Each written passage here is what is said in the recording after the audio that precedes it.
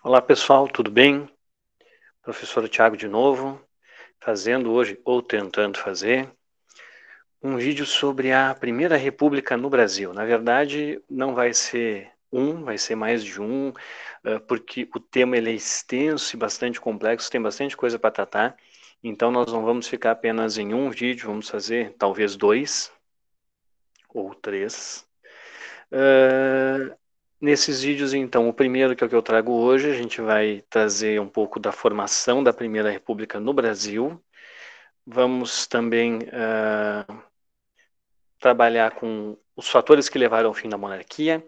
Vamos trabalhar um pouquinho a periodização dessa Primeira República e vamos trabalhar os seus aspectos políticos. Daí nos outros vídeos, então, no outro ou nos outros, nós vamos pegar os aspectos econômicos e sociais, dando uma ênfase nas chamadas revoltas sociais da Primeira República, a revolta da vacina, a revolta da chibata, a guerra do contestado, guerra de Canudos e tantas outras, e os fatores que levaram ao declínio desta Primeira República também. Deixa eu ver se esse microfone está bem preso. É para estar. Depois a gente tem umas surpresas ruins, né? Não gravou direito, por aí vai. Então, pessoal, Primeira República no Brasil. Alguém agora já pode pensar, esse vídeo, como eu já mencionei nos outros, ele é feito para os estudantes dos terceiros anos do curso técnico em agropecuária integrado ao ensino médio do Instituto Federal do Rio Grande do Sul, campus Bento Gonçalves. Mas, eventualmente, tem uns loucos da cabeça que podem assistir também. E aí, alguns podem pensar, história do Brasil, não gosto muito. Primeira República, gosto de Segunda Guerra Mundial, gosto daquela coisa mais de ação e tudo mais. Bom, primeira coisa, a história do Brasil como um todo é fantástica, ela é épica, de tão fantástica que ela é, e isso mesmo nos períodos coloniais, no período colonial, no período imperial, nós temos passagens na nossa história que são absolutamente épicas. A nossa corrida no ouro do século XVIII, assim, é algo digno de cinema, a título de exemplo, né? E a Primeira República não é diferente. A Primeira República tem eventos e tem personagens que são também absolutamente dignos de cinema, reutilizando a expressão. Figuras como Pinheiro Machado, que é de uma complexidade na sua vida fantástica, Delmiro Gouveia, a ex-primeira-dama Nair de Tefé, o João Cândido, uma das poucas pessoas que merece, de fato, a alcunha de herói, um herói brasileiro, um herói popular, um almirante negro, que tem por monumento as pedras pisadas do cais. Todos eles são da Primeira República, que é um período que tem eventos de conflito também marcante, guerras como a de Canudos e a do Contestado. A figura do cangaço, que começa nesse período, o processo de urbanização do Rio de Janeiro, de São Paulo, de cidades que eram bastante modestas e que se tornam metrópoles, tudo isso se dá nesse período. Então ele é absolutamente rico, absolutamente intenso e absolutamente interessante. É que às vezes tem uns malucos que não sabem como tratar. Não estou dizendo que eu saiba, mas eu vou tentar. E outro problema que acontece também é quando a gente fala da Primeira República, o período republicano como um todo, que é um período que obviamente tem seus problemas, há quem faça um exercício de nostalgia daquilo que não viveu e diga, tal tempo no passado era melhor. Eventualmente hoje a gente escuta alguns comentários absurdos assim em relação à ditadura civil-militar, naquele tempo era melhor. E eventualmente também se escuta falar em relação ao período monárquico, ao período do Brasil imperial, que se encerra justamente com o início da Primeira República. E é questionável em vários sentidos essa ideia de que naquele tempo era melhor, e eu só colocaria como um deles a ideia de que, para a grande maioria de pele escura, mestiços, afro-brasileiros, escravizados, aquele período não foi nada bom. Só a figura da escravidão em si termina um ano antes do fim da monarquia, efetivamente.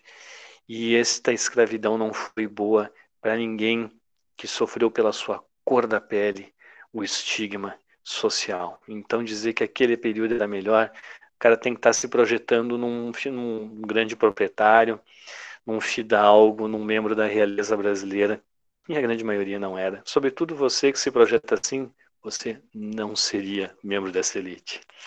Bueno, vamos falar então rapidamente da Primeira República, ou República Oligárquica. Tentei aqui agora, cada dia a gente tenta um recurso diferente. Vamos ver se esses slidezinhos aqui vão nos ajudar. Vamos fazer a projeção deles aqui, então.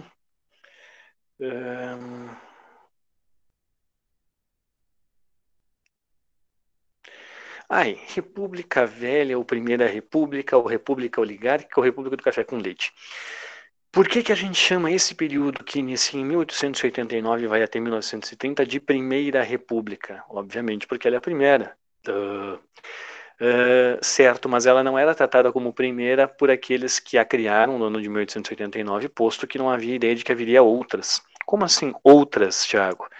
Porque a República ela começa em 1889 e até hoje o Brasil é uma república. Nós temos 3 períodos na grande periodização da história brasileira: a colônia, né, de 1500 a 1822, pelo menos formalmente, já que não tem pacto colonial desde 1808, Império de 1822 a 1889 e a República a partir de 1889. A questão é que a cada reorganização, reestruturação política dessa república, ela é uma nova república, ela é uma república diferente.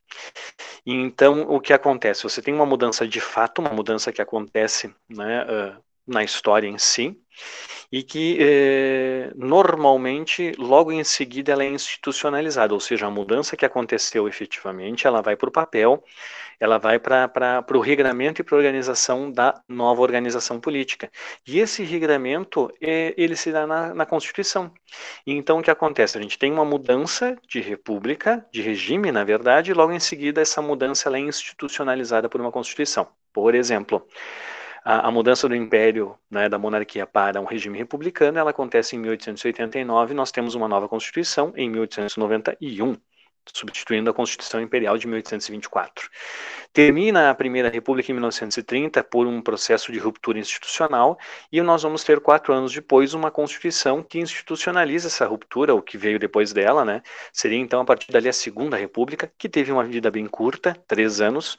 Em 1937, 10 de novembro de 37, Getúlio Vargas dá um golpe de Estado nele mesmo e instaura a Terceira República Brasileira, chamada de Estado Novo também. Também tem uma Constituição, inclusive essa nem foi depois, foi imediatamente, foi junto dela, porque foi uma Constituição outorgada. Dá 2 formas de uma Constituição passar por um processo de aprovação. Uma delas é a promulgação, que em tese é feita por vontade popular, através dos seus representantes, assim, delegados, né, os deputados, os constituintes, ou ela é outorgada. Outorgada é quando alguém ou um grupo muito restrito a próprio punho redige e estabelece essa Constituição. Nós temos 2 Constituições na história brasileira que foram outorgadas, a de 1824, por Dom Pedro I, e a de 1937, redigida por Francisco Campos, que depois é ministro da Justiça do Estado Novo, e promulgada pela figura do presidente Getúlio Vargas, que permanece no poder de forma ditatorial. Depois termina esse período do Estado Novo, a Terceira República já, e começa, né, com o fim desta ditadura, um novo período que a gente chama de período democrático. Tem uma Constituição em 1946 que institucionaliza e que ela dura até 1964, quando há novamente uma outra ruptura institucional a partir do golpe civil-militar. Este golpe vai estabelecer e institucionalizar a sua ordem jurídica em 1967 com uma reforma constitucional, mas já é praticamente uma nova Constituição, inclusive pouco respeitada pelo próprio governo, que burlava ela através dos atos institucionais que concentravam poderes e permitiam arbitrariedades das mais absurdas. Este período iniciado em 64 e institucionalizado em 67 é uma outra república que dura até 85, com o fim do mandato do general João Batista Figueiredo. E a partir da com a redemocratização, na verdade, a parte deste processo, nós temos uma constituinte nos final dos anos 80, ali em 88, uma nova constituição que estabelece a nova república, que é aquela que nós vivemos hoje. Então, por isso que aquela que inicia em 1889, apesar de até hoje sermos uma república do ponto de vista de regime, de governo efetivamente, mas não é a mesma república que aquela lá. Por isso aquela foi a Primeira República, também chamada de República Velha. Por que República Velha? Aquele grupo ligado a Getúlio Vargas, que encabeça a Revolução de 30, ele tenta desqualificar o período que lhe antecedeu, ou seja, não é, a república que eles derrubaram em 1930, e uma das formas de desqualificar era chamar de velha, no sentido de obsoleta, de ultrapassada, de ineficaz. Por isso, República Velha, muito comumente esse nome pegou, de fato, e até hoje a Primeira República também é chamada de maneira corriqueira de República Velha. Também chamada de República Oligárquica, dado o fato de que os grupos que controlavam esta república eram as oligarquias estaduais, oligos, pouco, arquia, governo, eram grupos, eram elites locais, estaduais, que articuladas entre si exerciam o poder durante a república. O exemplo mais sintomático destas oligarquias eram os cafeicultores de São Paulo, mas não eram apenas eles. Cafeicultores de Minas também, produtores de cana no Nordeste brasileiro, ou de cacau, ou de algodão, estancieiros no Rio Grande do Sul. Então, cada estado tinha uma elite e essa elite controlava de forma absoluta o poder no estado e, para o exercício do poder nacional, elas articulavam-se entre si. Por isso, república oligárquica. E, por fim, República do Café com Leite, que normalmente, para quem já ouviu falar dessa expressão, talvez lá no Fundamental, tenha ouvido com uma explicação equivocada, que é a seguinte: República do Café com Leite, porque os principais estados, né, os mais poderosos do país, portanto as oligarquias mais poderosas do país, é a oligarquia mineira e a oligarquia paulista. E São Paulo produzia café, Minas produzia leite.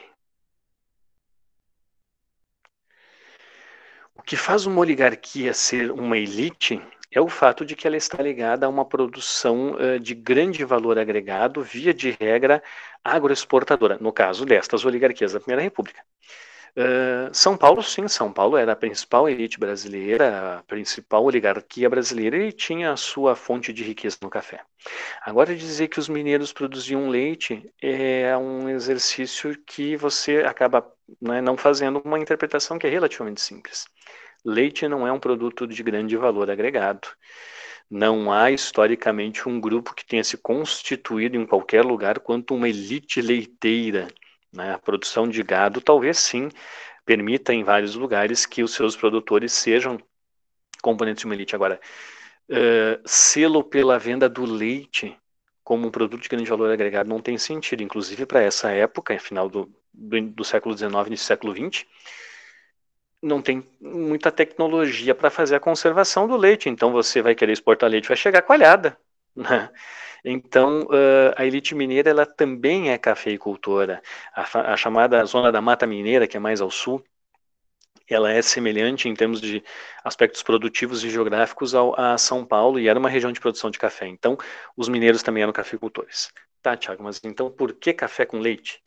Porque neste pacto entre os dois estados, a expressão que é da ideia de que São Paulo tinha, a elite paulista tinha um caráter mais assertivo, mais afirmativo, um pouco mais forte, entre aspas, o café, e o mineiro historicamente desempenhava um papel de conciliador, por isso ele seria o leite neste café, não porque a elite mineira produzia leite para exportação, não tem sentido. Gatos. Bueno, então vamos pegar os fatores que levaram ao fim da monarquia para entender por que o Brasil vira uma república, nesse caso a Primeira República. O primeiro deles vai ser a ascensão da elite cafeicultora paulista, do oeste de São Paulo, do oeste do estado. O que essa elite tem de diferente? São Paulo já era um grande produtor de café ao longo do Império, e já era a principal província em termos de poder, não era absoluta como ela chegou a ser enquanto Estado na Primeira República, mas ela já despontava, né, como uma das principais províncias. No entanto, essa elite do Oeste ela é resultante de uma ocupação tardia, então à medida que você vai querer ampliar a produção cafeicultora, você tem que estender as áreas que se produz ele. Não tem como você fazer o cafezal produzir mais, você vai ter que ocupar mais terras, para consequentemente ter uma produção maior, lembrando que estamos falando de um contexto em que os recursos tecnológicos são limitados, a mão de obra é escravizada, então todos os aspectos para uma otimização da produção onde ela já ocorre eram um pouco viáveis, então a extensão da produção se dava a partir da extensão territorial. E via de regra, quem ia mais adiante no mapa, o tempo inteiro assim, né? Eram os mais novos, eventualmente herdeiros dos cafeicultores mais antigos e tradicionais, que esses habitavam, os mais antigos e tradicionais, o chamado Vale do Paraíba, que é a região de fronteira de passagem entre Rio de Janeiro e São Paulo. O que acontece? Esse cafeicultor do Vale do Paraíba, um pouco mais adiante, mas próximo à própria cidade de São Paulo, era um cafeicultor historicamente mais conservador, mais ligado a uma mentalidade não capitalista.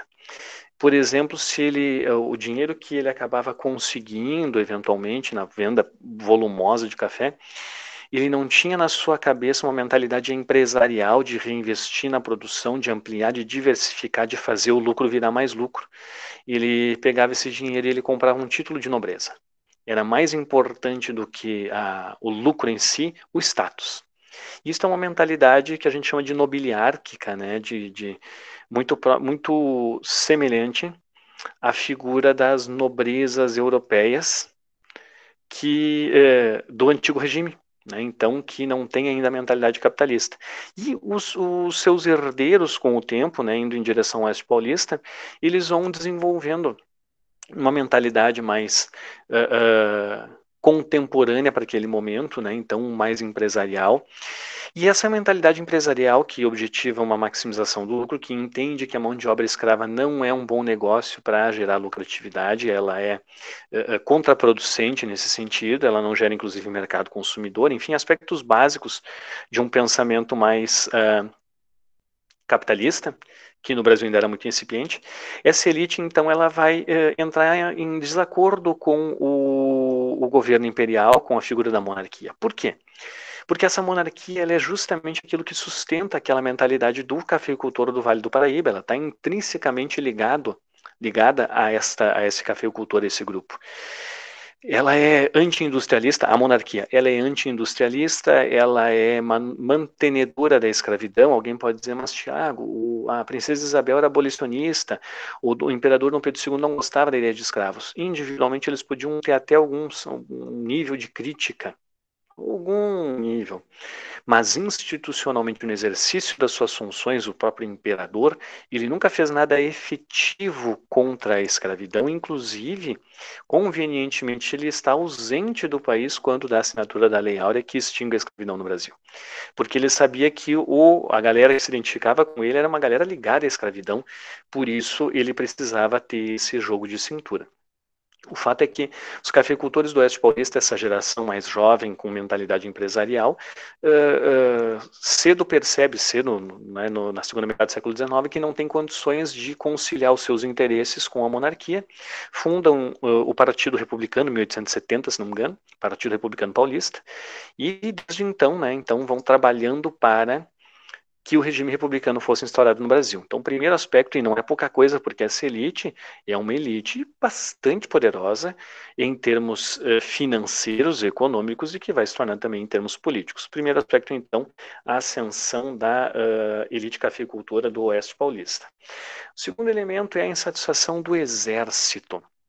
O exército, lembremos que nessa época o Brasil tinha 3 forças armadas e uma delas obviamente não era aeronáutica, não era força aérea, não tinha, né, avião nessa época. Então você tinha o exército, a armada é outro nome que se dava para a marinha, e a Força Nacional. A Força Nacional era também uma força armada terrestre, ligada sobretudo aos grandes produtores. A expressão coronel que se utiliza para falar de um fazendeiro, ela é herdeira da Guarda Nacional, porque na Guarda Nacional, a mais alta patente da Guarda Nacional era a patente de coronel. E os coronéis eram, via de regra, grandes proprietários locais que compravam esta patente de coronel e exerciam esta função na região onde eram proprietários. E as coisas acabavam se confundindo. É que nem no Brasil, historicamente, se costuma chamar como um pronome de tratamento para dar distinção alguém de doutor que não tenha doutorado. Da mesma maneira, ficou, quando acabou a Guarda Nacional, a figura do coronel sem ser coronel. Essa Guarda Nacional, ela era mais destacada, ela era mais, tinha mais prestígio.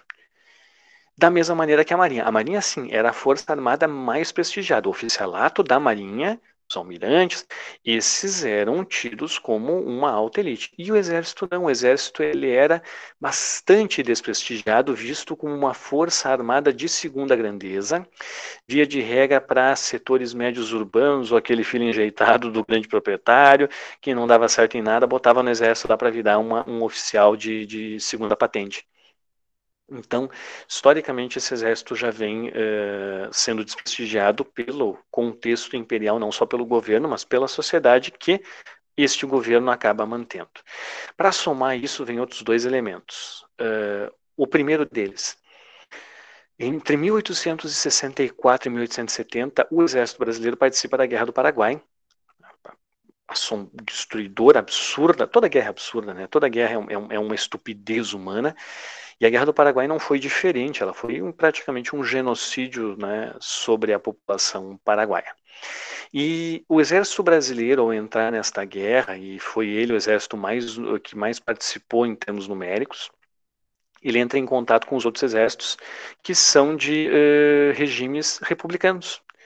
E os oficiais brasileiros percebem nesse convívio como nos regimes republicanos os oficiais dos exércitos destes países eles têm um papel de atores políticos importantes, até mesmo de protagonistas. Então, no Brasil, o exército era de segunda grandeza, era desprestigiado, enquanto que nas nações republicanas o exército era protagonista da política.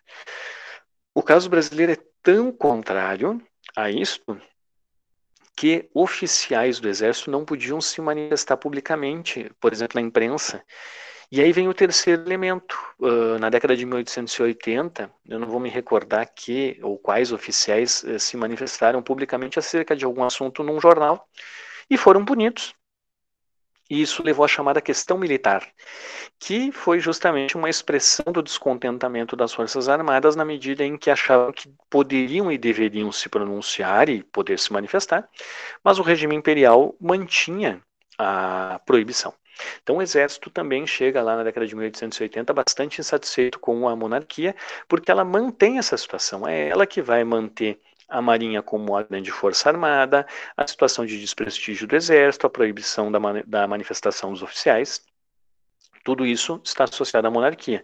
Este exército percebe que numa república vai ter muito mais expressividade, espaço, protagonismo. E isto vai conquistando gradualmente os oficiais do exército. Terceiro elemento, ampliação dos setores médios, das camadas médias urbanas da sociedade. Então, gradualmente começa a surgir um grupo relativamente, ainda, né, nós estamos num Brasil essencialmente rural, mas começa a ter uma certa ampliação dos grupos médios, normalmente profissionais liberais, advogados, médicos, engenheiros, que não se viam, não viam seu lugar na sociedade imperial, que era uma sociedade essencialmente rural e uma sociedade extremamente estanque, onde você tem a figura do grande proprietário e o seu entorno, a família e alguns apadrinhados, e o restante é aquela massa de trabalhadores explorados, escravizados ou não, de origem africana ou mestiços, enfim. Esse profissional liberal, que via de regra ele tinha a sua origem nesses meios, né, na grande maioria, nesses meios mais elitistas, mas ele não conseguia espaço nesses meios. Ele era o terceiro, quarto filho de uma família que foi estudar na capital e que por lá ficou, e que a terra ele podia até ter algum direito, mas ele não é o primogênito, então não é ele que gere.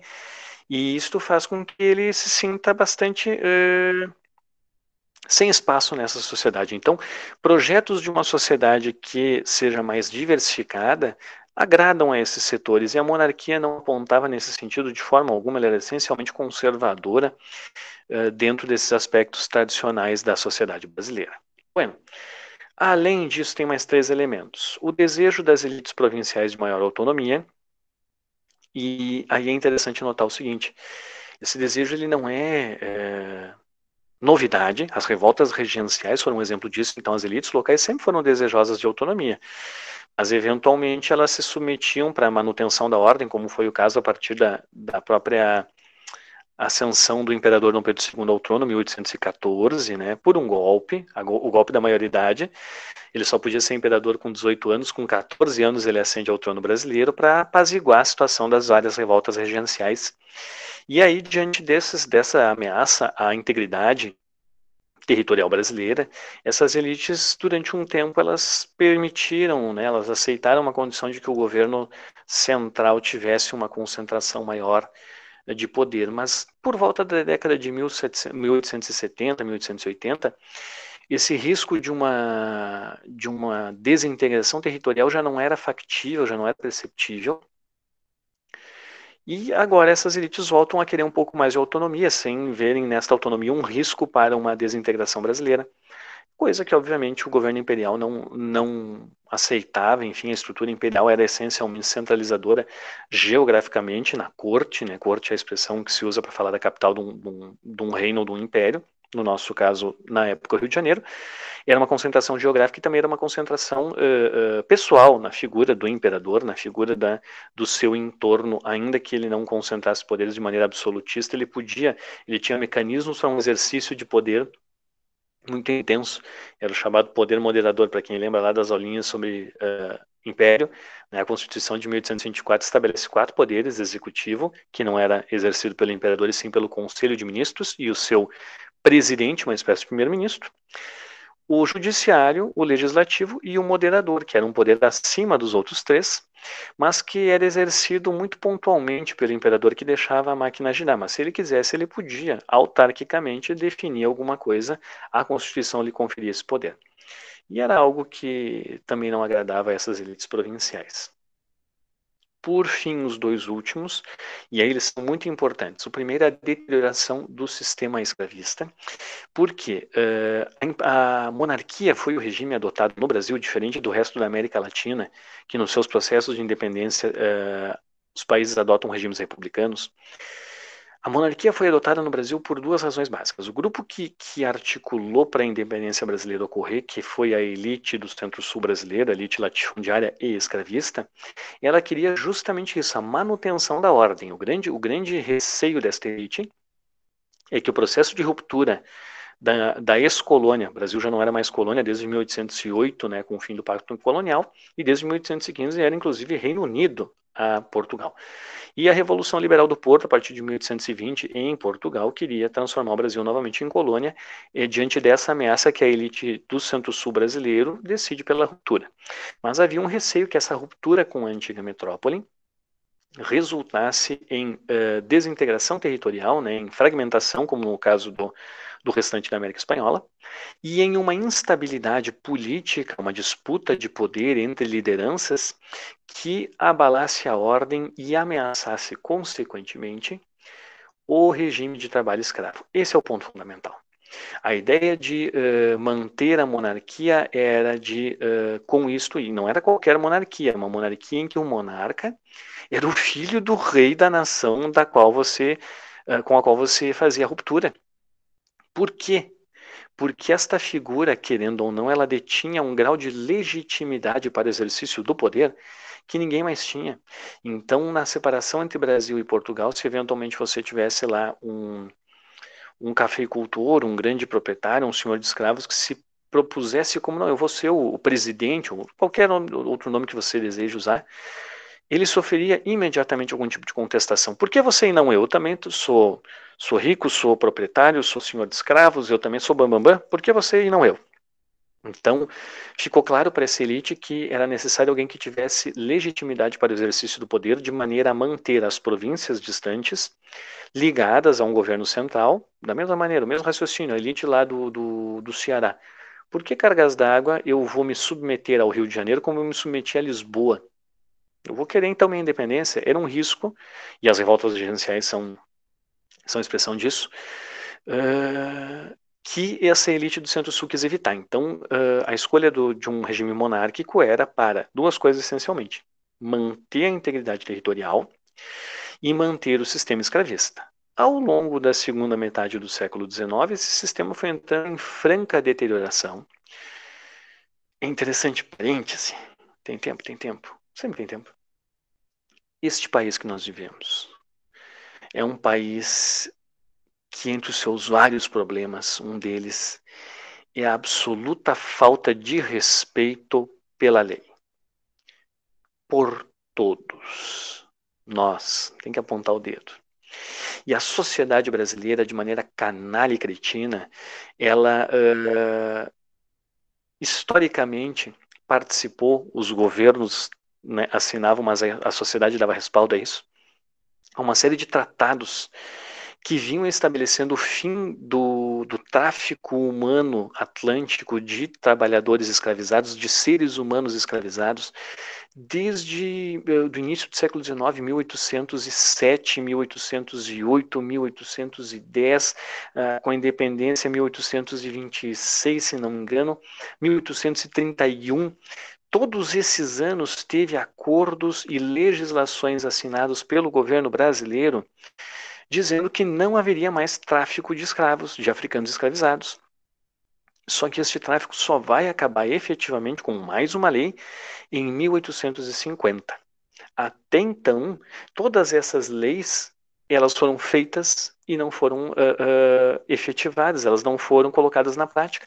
A expressão que se usa para elas é lei para inglês ver, porque normalmente era fruto de alguma pressão externa inglesa para que o Brasil se adequasse aos padrões gradualmente liberais, burgueses e capitalistas, e que no Brasil se fazia pouca ou quase nenhuma a questão de se cumprir.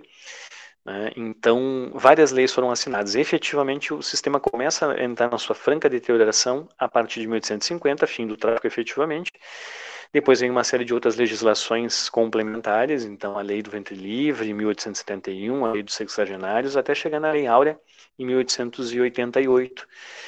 E aí acaba a escravidão, né? Não quer dizer que a vida da população escravizada tenha melhorado expressivamente, nem em 1888, nem em 1898, nem em 2018, nem em 2020. Mas o fato é que a monarquia existia para manter essa escravidão, e a escravidão acabou. Então ela entra num processo de obsolescência, né? Ela não tem mais sentido. Vejam, e não é só a escravidão, ela é um regime anti-industrialista e essencialmente tradicional para um Brasil que precisa se modernizar. Ela é um regime que foi feito para manter a integridade territorial, que já não está mais sob questão ou sob ameaça. E ela é um regime que foi feito para manter o sistema escravista, que não existe mais. Então a monarquia perdeu o sentido de existir. Para piorar, a própria monarquia não se ajudava. E aí você tem, então, além desses elementos que tornam ela inútil, aspectos. Um governo monárquico é um governo sempre pessoalizado. A figura de um monarca não tem como, né, ser de outra maneira. E aí você tinha dois problemas desta monarquia em relação ao restante da sociedade brasileira. O primeiro, a figura do imperador Dom Pedro II, que durante certo tempo teve uma boa popularidade.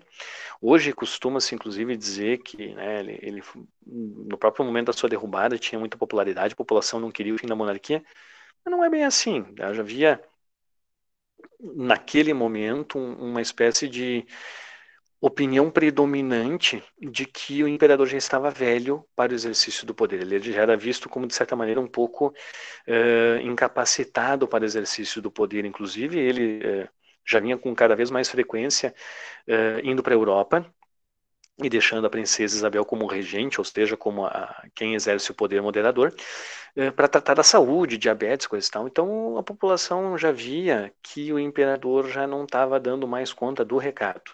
As sátiras na época, inclusive, tudo mais. E para piorar, então, assim, o imperador ele não tem mais condições. Bueno, uma hora, pela lei natural das coisas, ele vai morrer e pela lei natural das monarquias, pelo menos das hereditárias, quem vai assumir o poder é a sua sucessora, a Isabel. E uma mulher. Vocês já imaginaram este país ser governado por uma mulher? A sociedade não ia aceitar naquela época, né? Sorte que naquela época.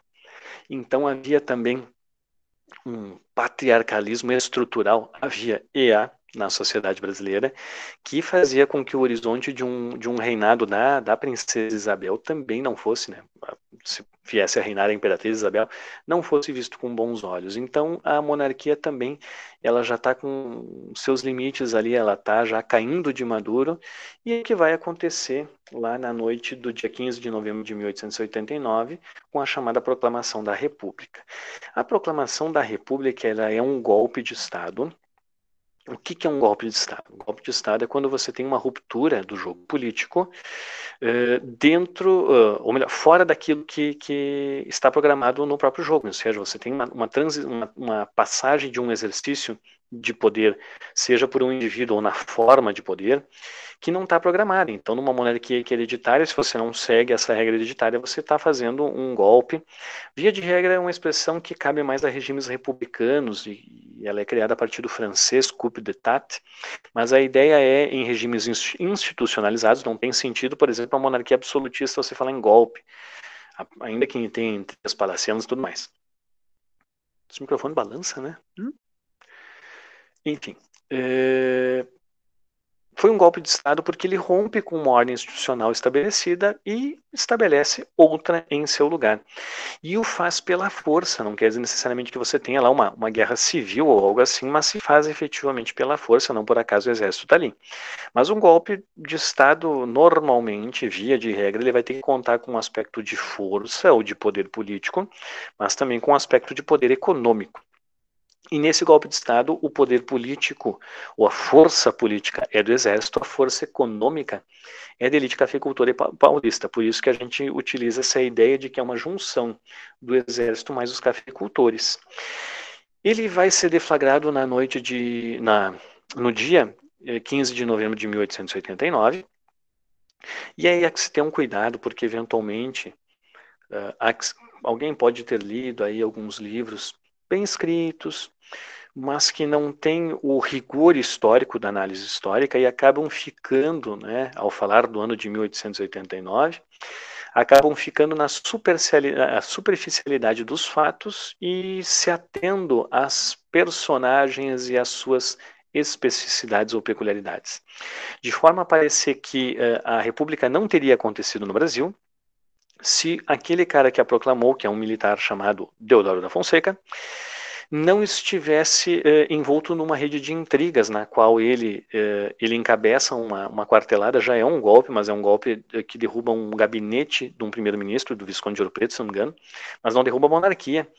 E aí chega a ele a notícia de que o imperador, diante da derrubada do gabinete do Ouro Preto, decide nomear como primeiro-ministro Gaspar Silveira Martins, que era um político do Rio Grande do Sul, um senador gaúcho, que era inimigo mortal do Deodoro da Fonseca, e que aí o Deodoro da Fonseca indignou-se de vez e diante disso proclamou a República. Isso dá a entender que a República ela foi quase que um acidente, quando na verdade a gente percebe por esses elementos ali que ela iria acontecer. Se não fosse no dia 15 de novembro, seria no dia 16, 17, 20. Os elementos que sustentavam a monarquia estavam em franca decadência e, consequentemente, era uma questão de tempo, porque estruturalmente a monarquia não se sustentava mais. Por isso que é importante, então, entender que esse 15 de novembro de 1889, a data da proclamação da República, poderia ter acontecido em outro momento. Ela é o estopim, mais que o estopim, ela é a ebulição, né, a erupção de uma força que já está ali latente, que é resultado da soma desses elementos que ali eu coloquei para vocês. E é interessante notar quando a gente fala em Primeira República que é muito comum nos vestibulares, Enems da vida, se aproveitar esse período para fazer questões, raciocínios, interpretações interdisciplinares com a literatura. De fato, alguns dos nosso maior literato é desse período, né, Machado de Assis, e grandes escritores também estão nesse período produzindo obras que são documentos deste período. Então, Triste Fim de Policarpo Quaresma, do Lima Barreto, ou Sertões, de Euclides da Cunha, são todos expressões de uma literatura que está em efervescência naquele momento e que também reflete muito do Brasil daquele momento. E aí um exemplo que eu trago é a figura do livro Esaú e Jacó, do Machado de Assis, que inclusive tem uma passagem lá sobre uma tabuleta lá no dia do 15 de novembro de 1889 e a incerteza, por isso uma brincadeira lá com um bilhete para o cara que estava pintando a tabuleta de uma confeitaria. Mas a grande sacada da obra do Machado, que é na sua passagem da sua fase romântica para a fase realista, é que ele está trabalhando com uma alegoria, e Esaú e Jacó podem ser entendidos como a monarquia e a república. E aí, você sabe qual é a diferença entre eles? Não sabe? Então vai ler o livro, vale a pena.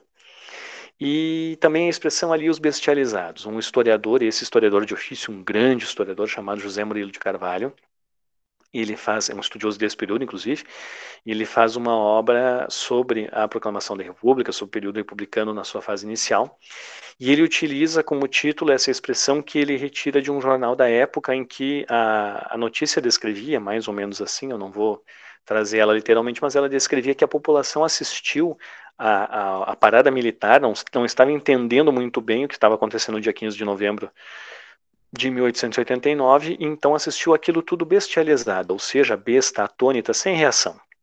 O que essa expressão quer dizer? Essencialmente que o golpe ou a proclamação da República, ela não tem participação popular. Ela é essencialmente uma articulação entre o exército e os cafeicultores, e a população, de um modo geral, assiste a tudo bestializada. Por isso essa expressão. Vamos lá para a periodização rapidinho. Esta Primeira República, que vai de 1889 a 1930, ela vai se subdividir em 3 períodos, 2 primeiros curtinhos, a maior parte é o terceiro, então o primeiro é o chamado governo provisório, 1889 e 1891, justamente até a promulgação da Constituição, um período que vai de 1891 até 1894, que é a chamada República da Espada, essencialmente o governo do Floriano Peixoto, que é um governo autoritário, alguns até atribuem a condição de ditadura. Tem sentido, mas o troço é complexo. E o terceiro e maior período, que é aquele que, por ser o maior, justamente acaba sendo associado a toda a Primeira República, que é a República do Café com Leite ou República Oligárquica. Já expliquei o porquê do uso destas expressões, né? O que quer dizer oligarquia e o que quer dizer esse acordo, esse pacto do café com leite.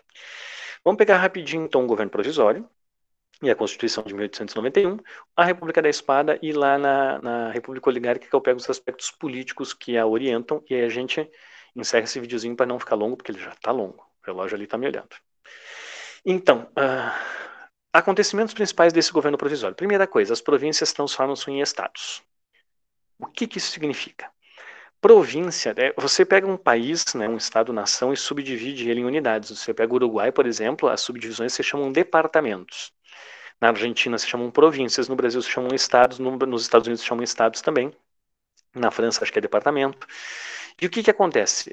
Não é só um nome. O maluco lá, eu vou chamar de departamento, que eu achei bonito. Não. Esse nome, ele também quer dizer o grau de autonomia que essa unidade tem. Via de regra, quando você fala em província, uma província tem menos autonomia que um estado.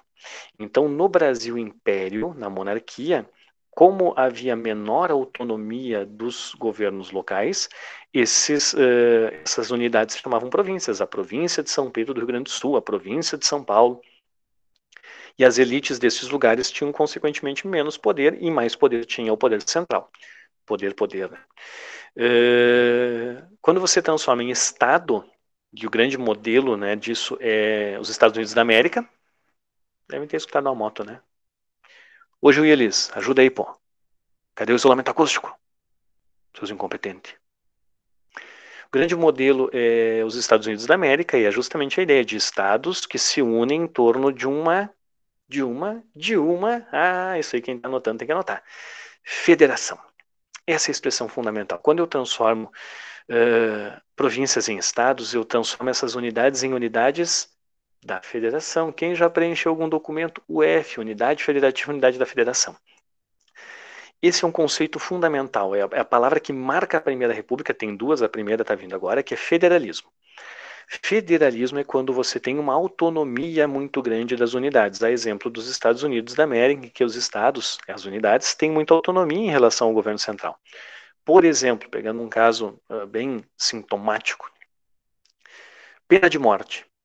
Alguns estados norte-americanos têm, outros não têm. Vamos falar hipoteticamente lá na Califórnia, alguém é condenado por algum crime à pena de morte, lá não sei se é cadeira elétrica, enforcamento, injeção letal, atira do penhasco, bota no liquidificador, não sei como é que faz. Mas enfim, eu sei que lá tem. E digamos que esse cara, ele é inocente, ou ele pelo menos alega inocência, ele decide recorrer a ninguém menos que a pessoa mais poderosa politicamente desse planeta, o presidente dos Estados Unidos. Ele vai lá, manda uma cartinha pro cara, Donald Trump, enfim, pedindo clemência, que a pena dele seja comutada em prisão perpétua, ou que ele seja perdoado, um novo julgamento, qualquer coisa, mas ele manda, ele apela para o homem mais poderoso do mundo. A resposta, do ponto de vista institucional, que o Trump ou qualquer outro presidente norte-americano pode dar é mandar de volta e dizer assim, olha, sinto muito, só quem pode decidir isso é o governador do estado. Então notem, num federalismo você tem atribuições que o presidente da república não pode se sobrepor ao governador do estado, nem mesmo no caso do homem mais poderoso do planeta, que é o presidente dos Estados Unidos. Isso é um regime federalista e no Brasil ele vai ser muito... O período em que houve realmente um federalismo muito intenso na história brasileira foi na Primeira República. Para tentar entender melhor como é que funciona o federalismo, eu vou dar um exemplo de futebol. Tem gente que gosta, tem gente que não gosta. Mas ninguém é alheio a ele. Até quem não gosta não tem como ficar fingir que ele não existe. E conhece, por exemplo, estou falando aqui para uma realidade de gaúchos, conhece os times do Rio Grande do Sul, né?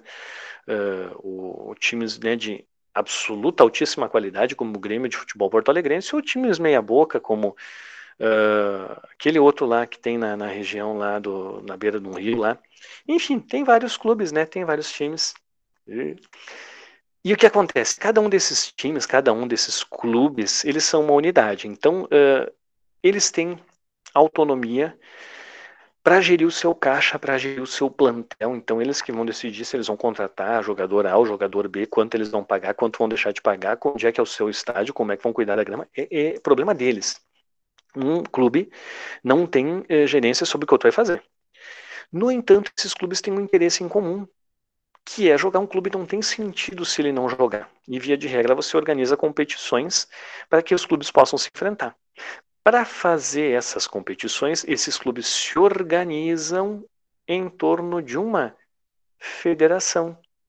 É a organização que faz justamente a organização que organiza o campeonato. Por exemplo, no caso do Rio Grande do Sul, Federação Gaúcha de Futebol. O que a Federação Gaúcha é?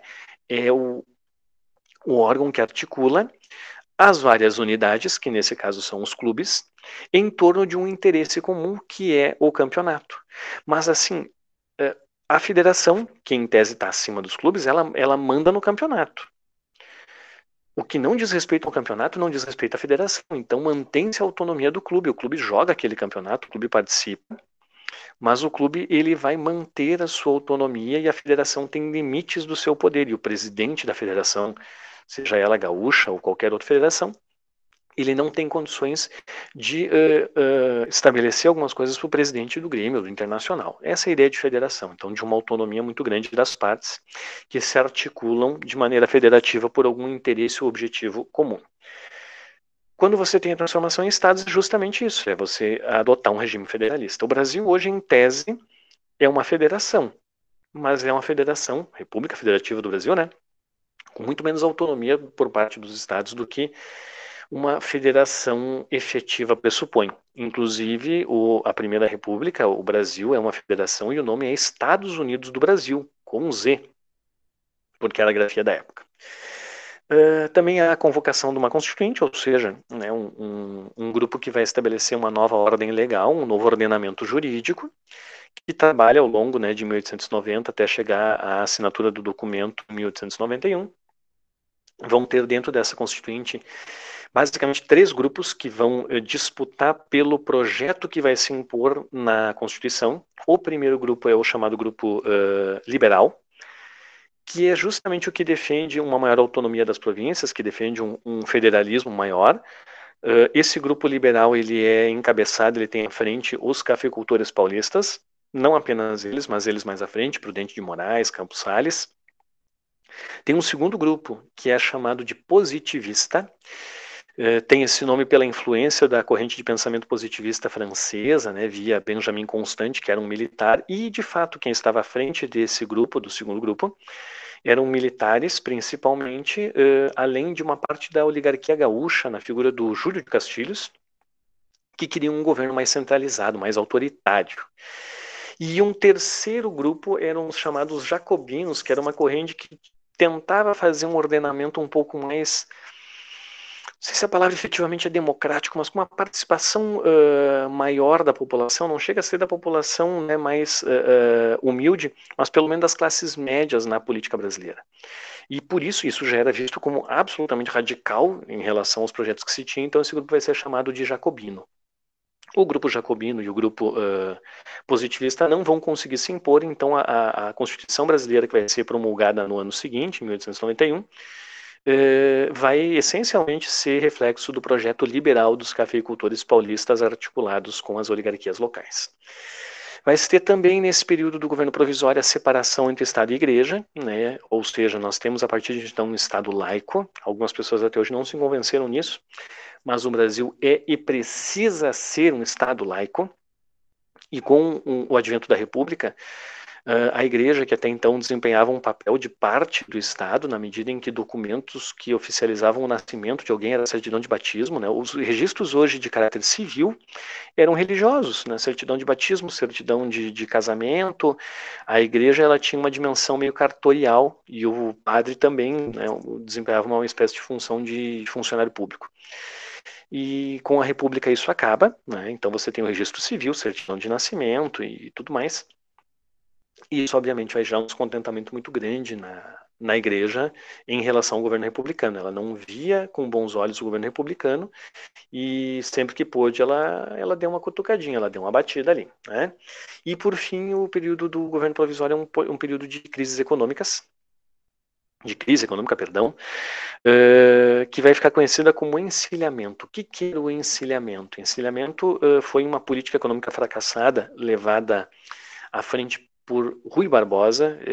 É uma contradição, porque ele era de fato uma mente brilhante, mas ele foi também o responsável por um dos maiores fracassos econômicos da história brasileira. Qual é a ideia? A República Brasileira, quando nasce, ela se espelha na República Norte-Americana. Por isso o nome Estados Unidos do Brasil, por isso o federalismo, por isso até a bandeira.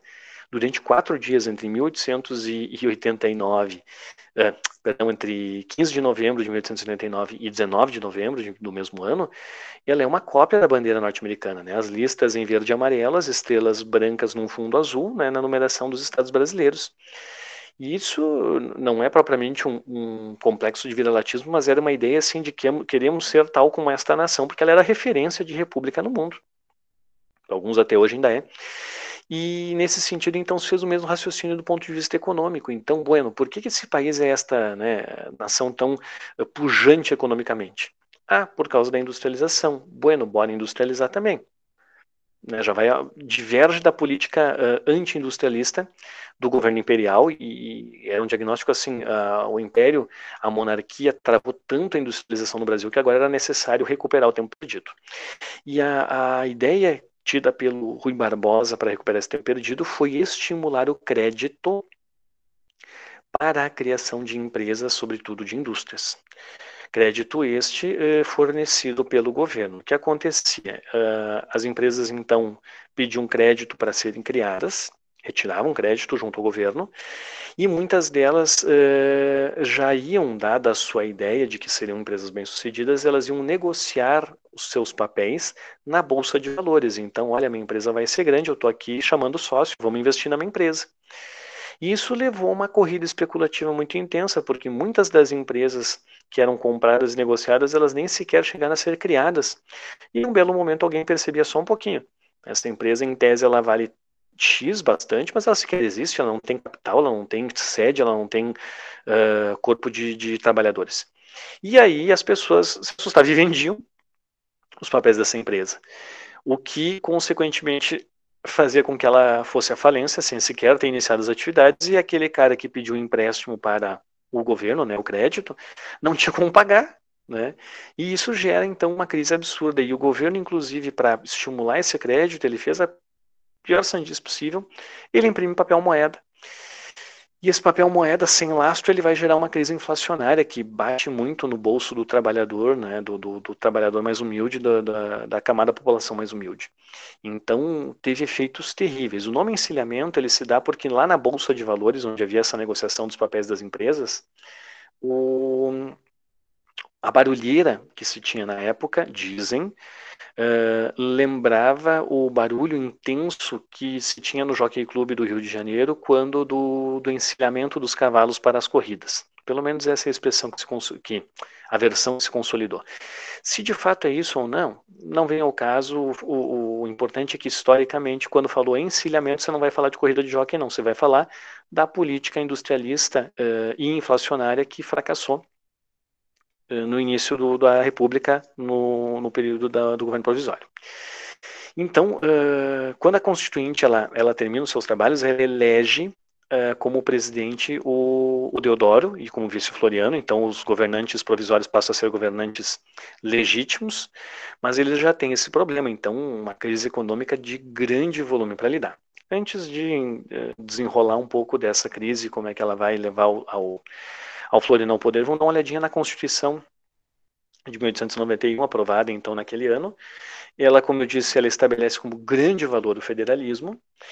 Ela estabelece que o regime de governo desse país seria uma república presidencialista e o primeiro presidente eleito indiretamente pela própria Constituinte é Deodoro da Fonseca, tendo por vice Floriano Peixoto, 2 militares. Lembrem, quem faz a república, quem dá o golpe, militares mais cafeicultores. Por enquanto a gente tem só militar aí. Pensa nisso. E estabelece que as demais eleições para este cargo de presidente ou para outros cargos como presidente de Estado, notem, em alguns estados era presidente de Estado, em outros era governador, deputado, senador e outros cargos, prefeito, seria por voto aberto, não secreto, permitido a homens alfabetizados maiores de 21 anos. Isso tem duas implicações básicas. Primeira é, obviamente, a possibilidade de controle do voto na medida em que ele é aberto. E o segundo é um caráter muito restrito do voto, porque a população alfabetizada era muito, muito restrita, mais restrita ainda do que a população de proprietários. Vamos lembrar o seguinte: voto no Império. Obviamente, para imperador não tinha votação, mas tinha votação para deputado provincial, tinha votação para senador.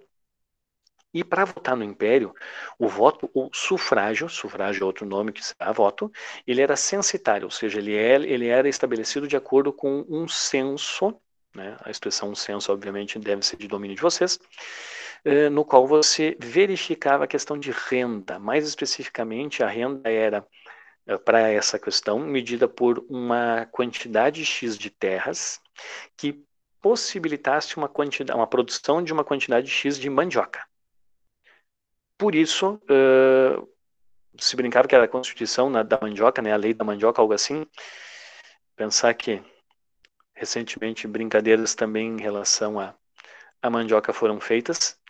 E o fato é que poucos neste voto censitário reuniam condições para votar.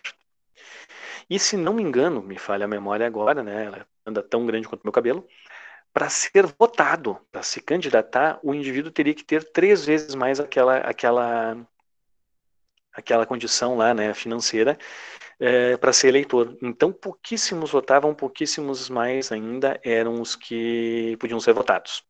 Por isso, esse voto era censitário. Aí, quando chega a República, se fala em voto universal. Mas como assim voto universal, se na prática pode votar, inclusive, menos gente?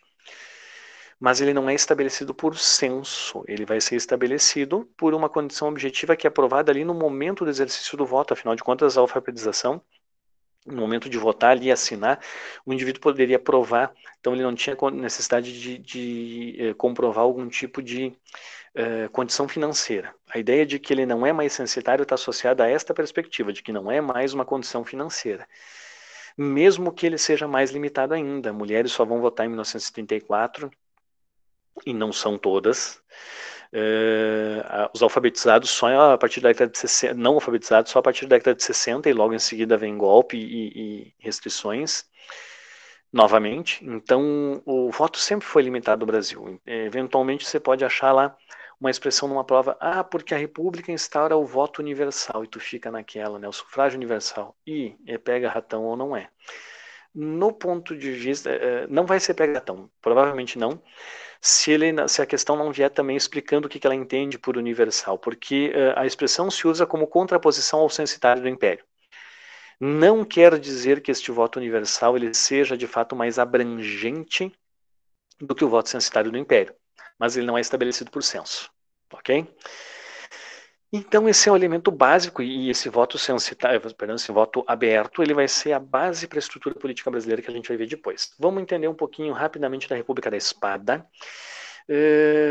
Terminada a Constituição, que foi onde predominou, né, se consolidou o projeto liberal dos cafeicultores, que controlam o Congresso Nacional. Os deputados são, na sua grande maioria, membros das elites locais, são oligarquias, e à frente delas está a oligarquia paulista. Então, no Legislativo, a gente tem cafeicultores, enquanto que no Executivo a gente tem militares. Aquele grupo que se uniu para derrubar a monarquia, agora está em conflito, está em atrito.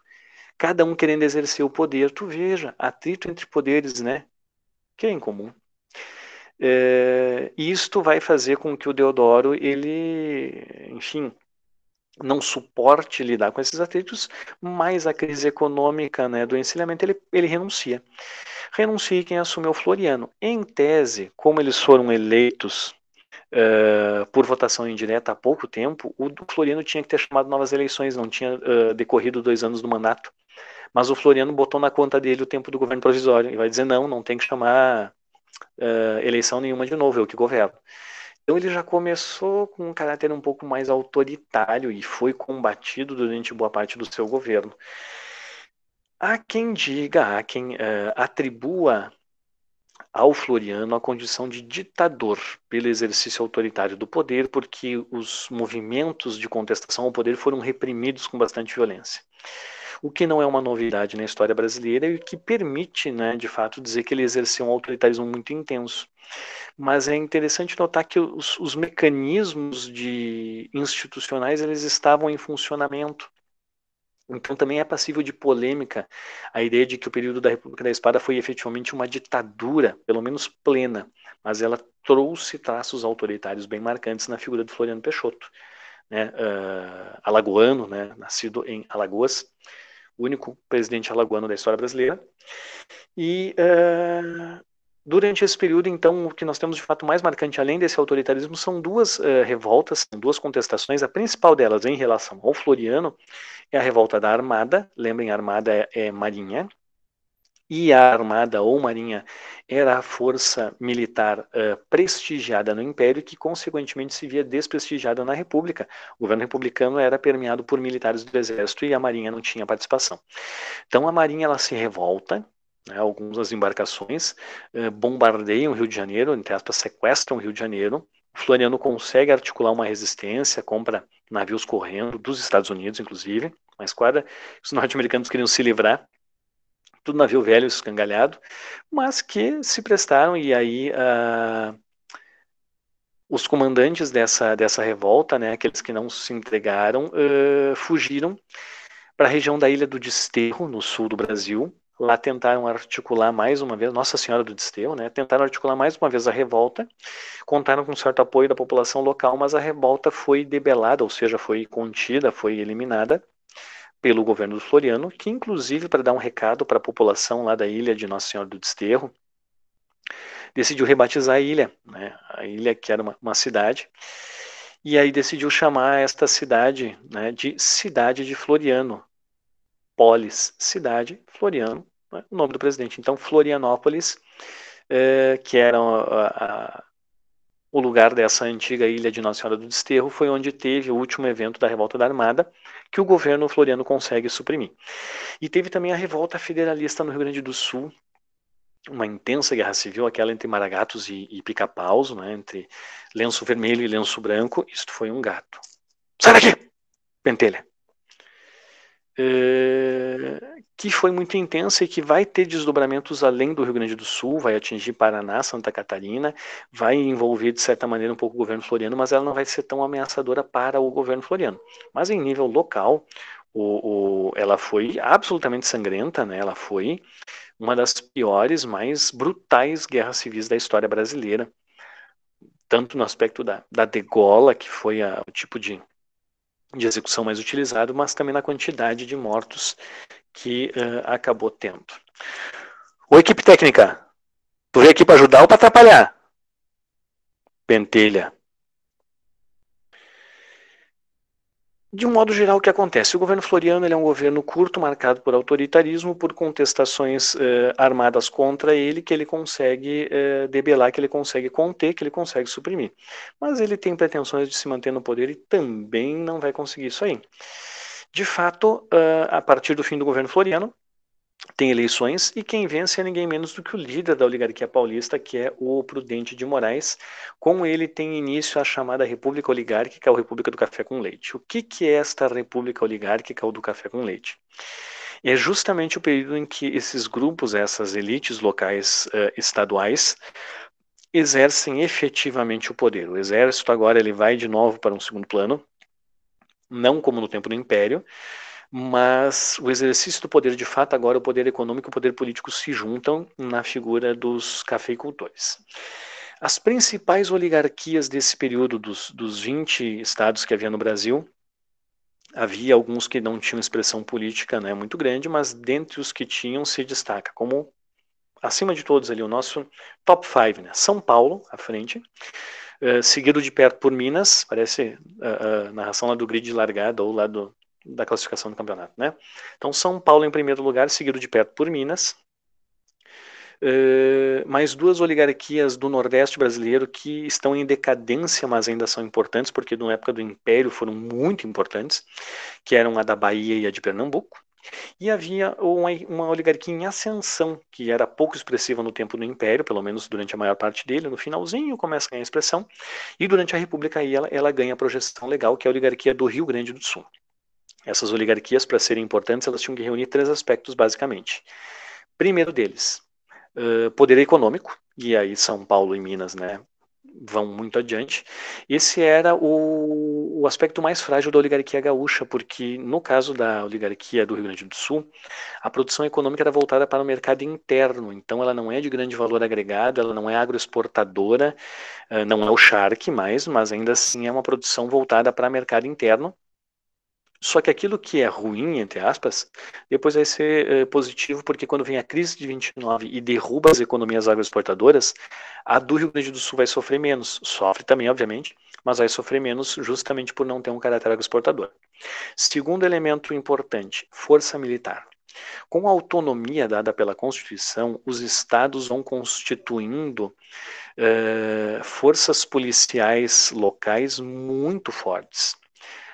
Inclusive, a Força Pública de São Paulo, que é o nome que se dava à Polícia Militar da época, a Polícia Militar de Minas e a Brigada Militar do Rio Grande do Sul, qualquer uma delas sozinha, durante boa parte da Primeira República, era mais poderosa que o Exército. Então, o Exército Nacional não tinha condições de enfrentar militarmente essas forças militares estaduais. Então, a Constituição previa, por exemplo, que em caso de né, um estado ferir a Constituição ou de caos social, o governo federal poderia intervir. Nesses estados era impossível. Se o governo federal tentasse intervir, a força militar estadual fazia frente e venceria tranquilamente.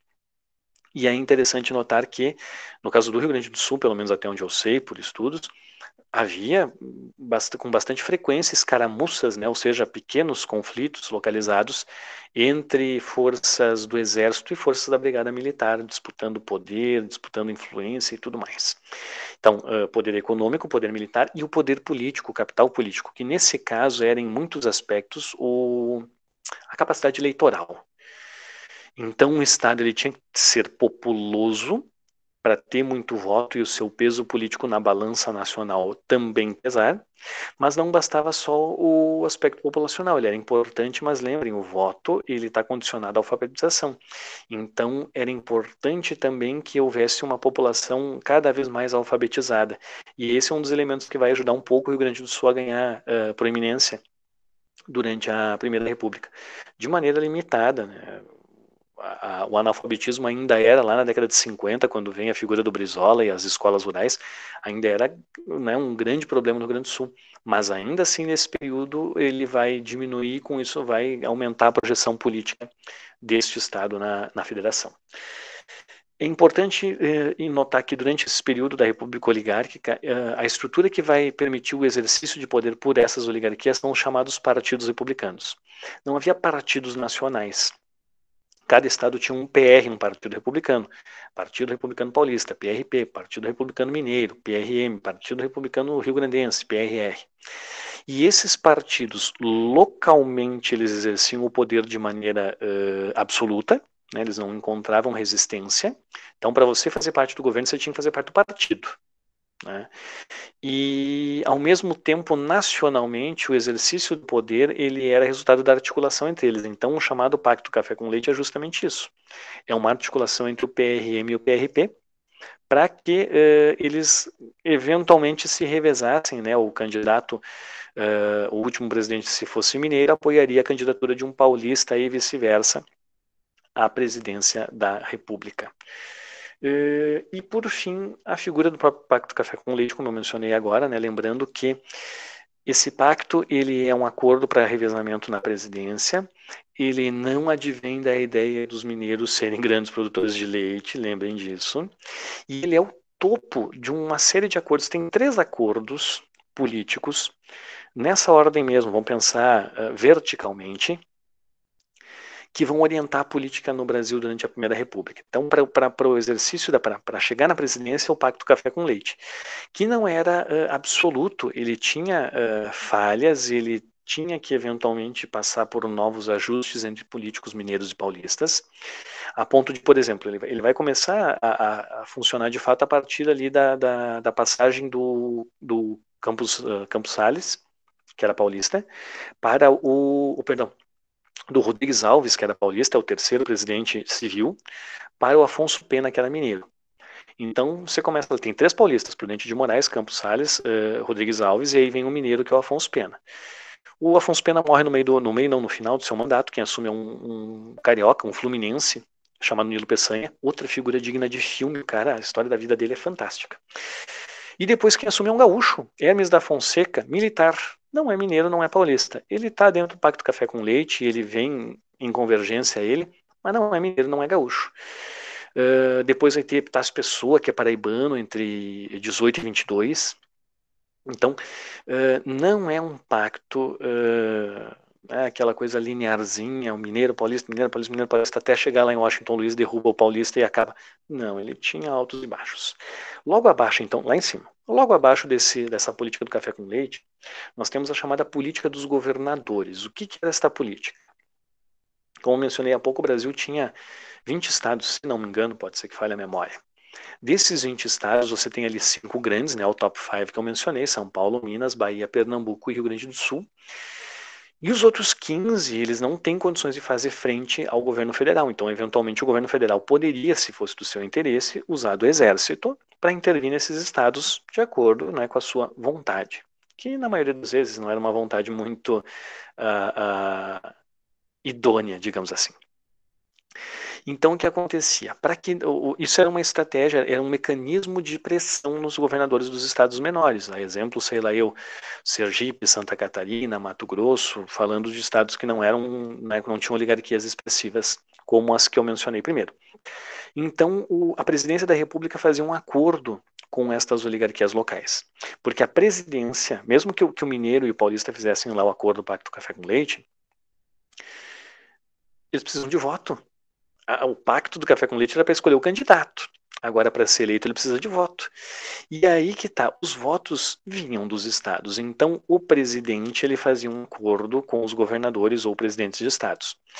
Que estes governadores ou presidentes angariariam votos nas eleições, não só para presidente, mas também, né, para deputados, de um modo geral,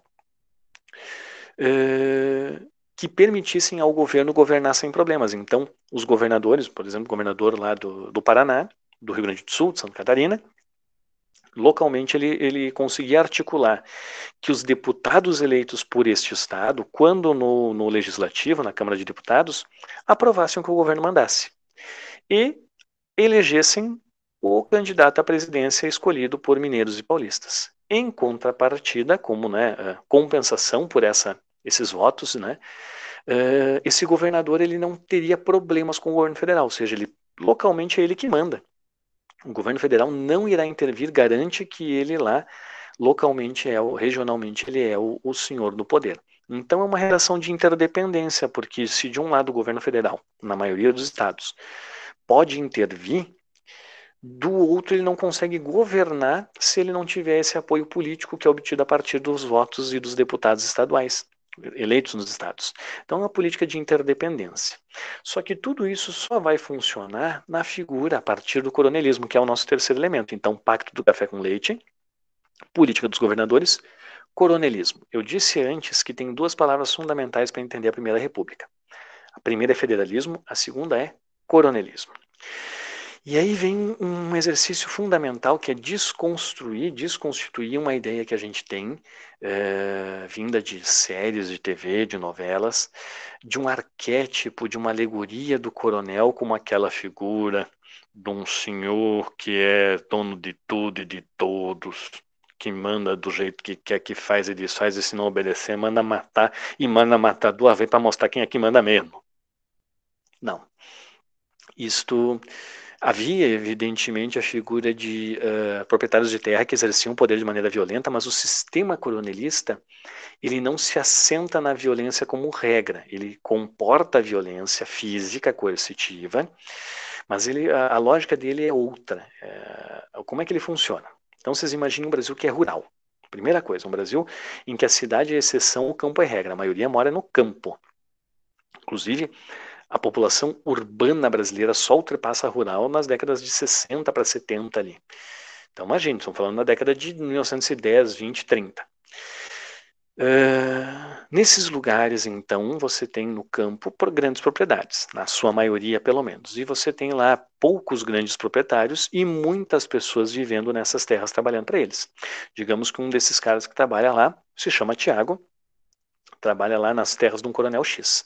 Lembrem que a gente está falando de uma época em que o Tiago, que deveria lá ter família, é esposa e 5, 6, 10 filhos. Então, ele depende muito para sustentar uma família que é numerosa desse trabalho. Chega a época da eleição e o coronel X, lá, que é dono dessa terra, olha para o Tiago, que é alfabetizado, ou pelo menos finge ser, que é para votar no candidato X, que é o candidato que ele quer que eu vote. E o Tiago vai dizer o quê? Que não? Bem capaz. E não porque ele tem medo de sofrer uma represália física, né, de apanhar, de ser morto, não. Porque como o voto é aberto, o Tiago vai lá votar no dia da eleição.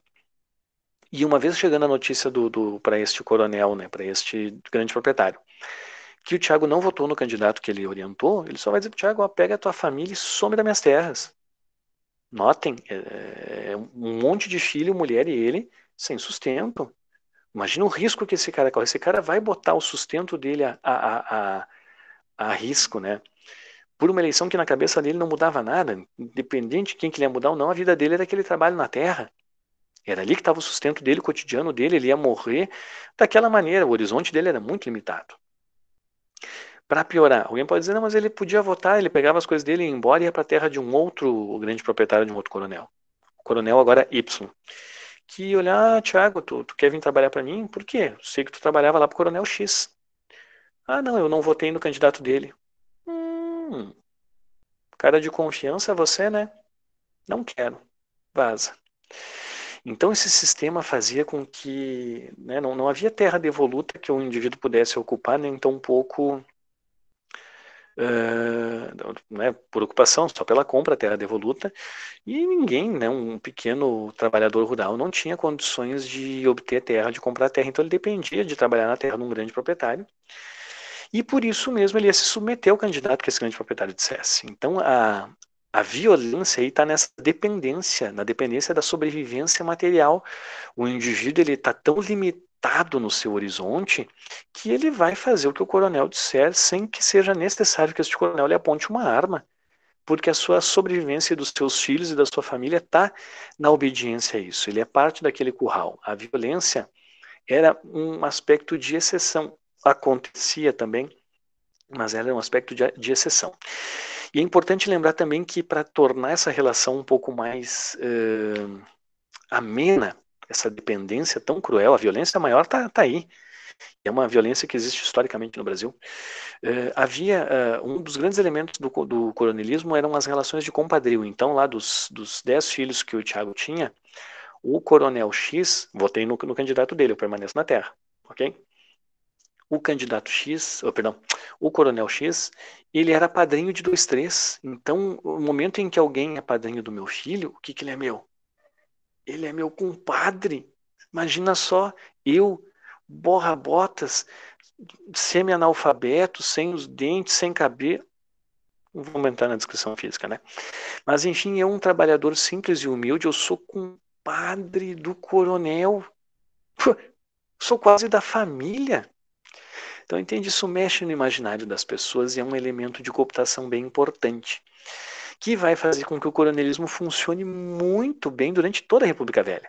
O que vai matar o coronelismo, essa estrutura de dependência, vai ser a transformação gradual do Brasil de rural para urbano. O que mata o poder do coronel é a cidade, que tira da sua área de alcance e de domínio a figura do trabalhador dependente dele. Então, o trabalhador vai vender a sua força de trabalho na cidade, como operário, como trabalhador urbano. Mas é um processo muito lento e com resquícios até hoje.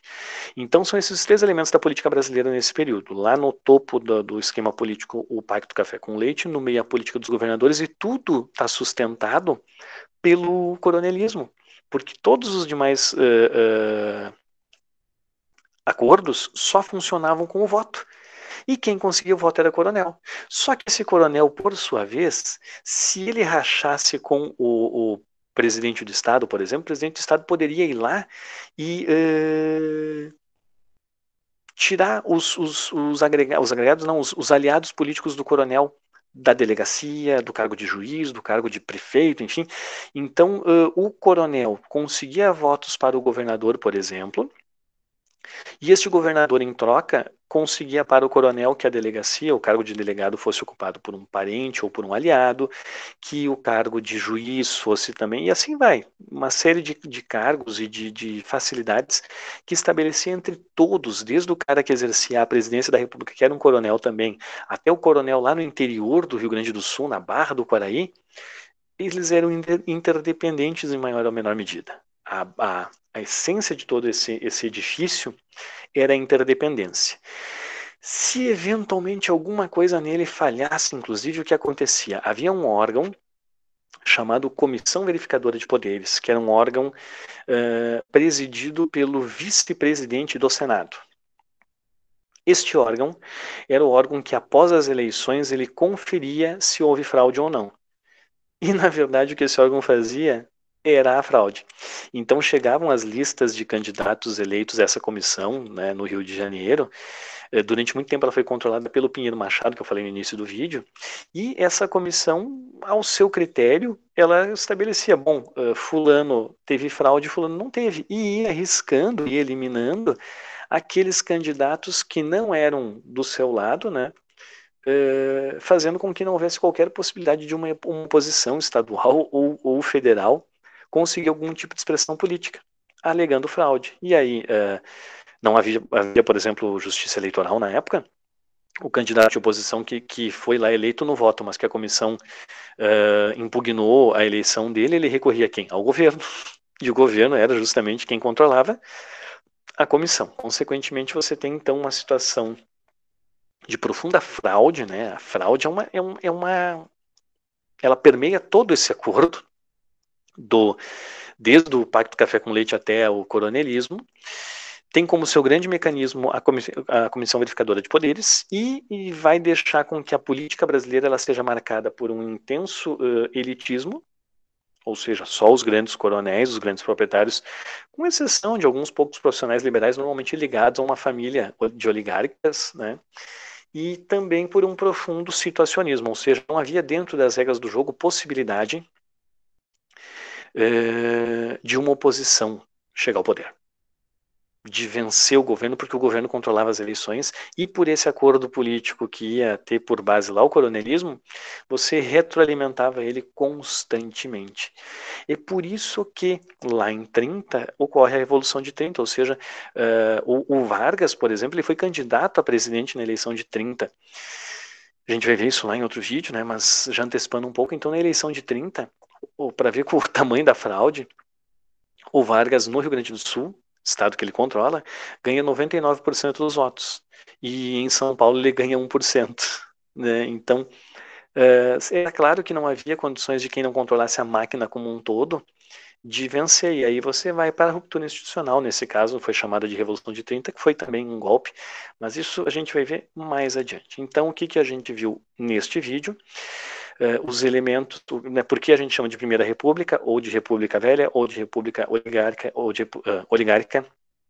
República do Café com Leite, os elementos que levaram ao fim da monarquia e o início desta república, a periodização desta república e as características principais do governo provisório da República da Espada, as características principais também da Constituição de 1891, os aspectos da política em geral que vão se consolidar a partir de 1894, a partir do governo de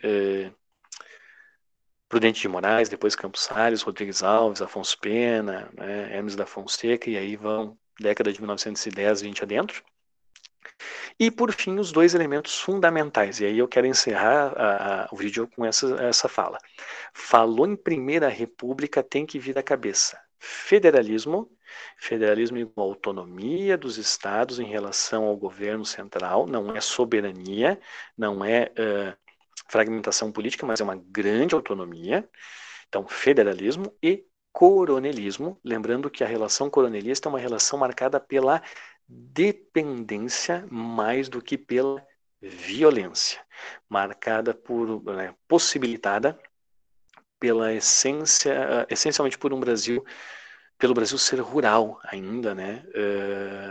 E em muitos aspectos atrasado política e economicamente.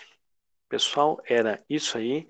Espero que esse vídeo os ajude. Logo teremos um sobre o restante da Primeira República, falando sobre a economia do período, sobre outros aspectos da sociedade, sobre as revoltas sociais naquele momento. Dá um baita de um vídeo. Pena que eu não sou bom em fazer isso. E os elementos que na década de 20 levam ao declínio e ao fim da Primeira República. Certo? Fiquem bem. Um grande abraço. Até logo, assim espero.